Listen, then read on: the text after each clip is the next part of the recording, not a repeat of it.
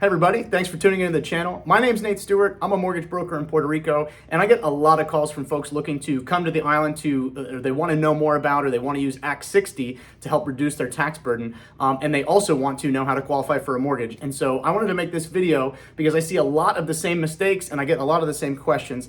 So hopefully this video will help anybody who's out there curious, looking for more information about how they can qualify for a mortgage and what that might look like in the context of Act 60. Ready? Let's jump in. What's Act 60? It used to be called Act 20/22. There was two different acts that got kind of like put together, and now what we call Act 60. That took effect in January of 2020. And so we continue calling it Act 60, but you might see information listed online as like Act 20 and 22. But the modern name for it, the most recent name for it is Act 60. What is Act 60? Basically, there's two different chapters in the Act. One is what's called Chapter 3. This is in reference to folks that are wanting to start an export services company, and it has to do with like how the tax benefits to companies, like the corporate tax. They only have to pay like 4% corporate tax or something. There's a bunch of different requirements of like now they have to have an employee who's a bona fide resident of Puerto Rico. There's which types of businesses. There's all these different requirements.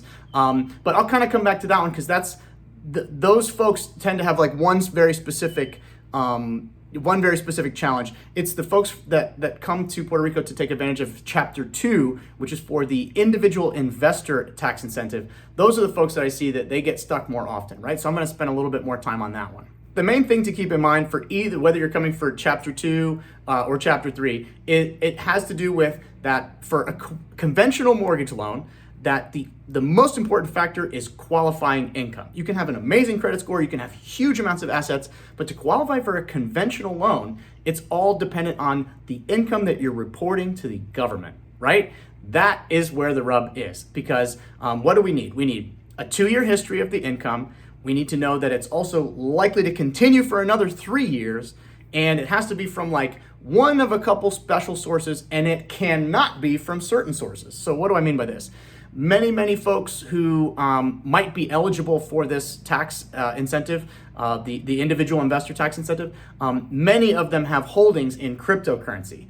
And the federal government has been very, very clear, especially last year. They put it in writing. Fannie Mae and Freddie Mac added new guidelines saying that any income which has the source of which is from cryptocurrency is not eligible for a conventional loan program, right? So like if you have a huge asset and you're paying yourself, or you own a crypto, like you started your own currency and you're like paying yourself, like any type of income that's the source of which comes from cryptocurrency is not eligible, okay? Now, can crypto assets be used for to pay for the down payment and closing costs? Yes, that is allowed. However, there's certain hoops that you're going to have to jump through. It's going to come down to the documentation that you can provide showing your ownership of that asset. So they're going to want to see a transaction history, and we're talking about conventional underwriters going with conventional mortgage guidelines from the federal government. So they want to see a transaction history of every single purchase of the asset and when it was happening and for how much.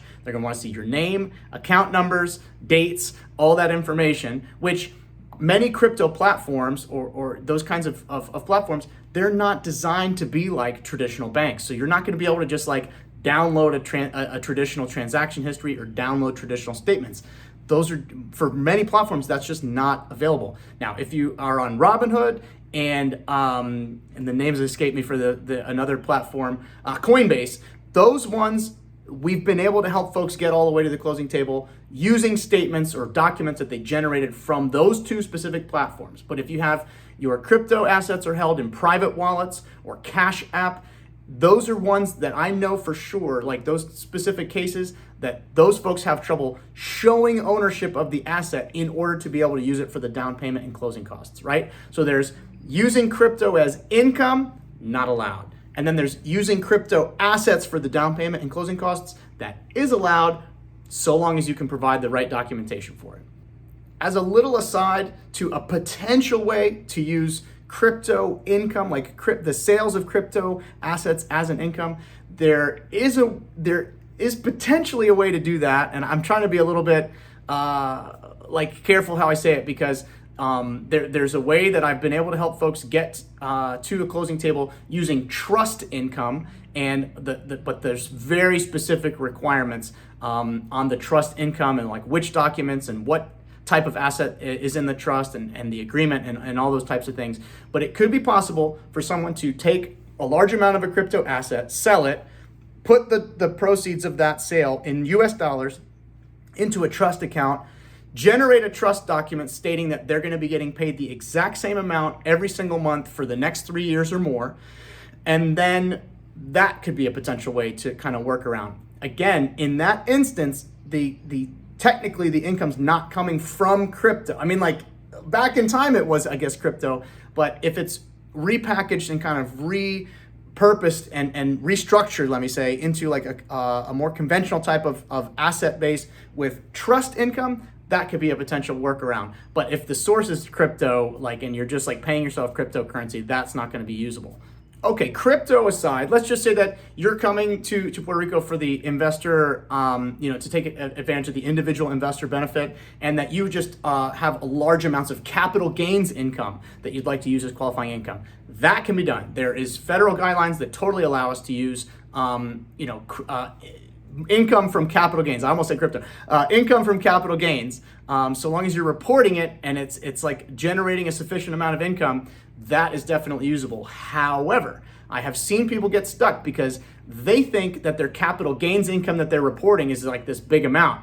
And then because of where the cost basis is and how their tax preparer is actually reporting what their income is, I've seen folks who are taking huge capital losses, thinking that they're making all this money, try to come qualify for a conventional loan, and only to realize that they're not actually reporting as much income as they thought.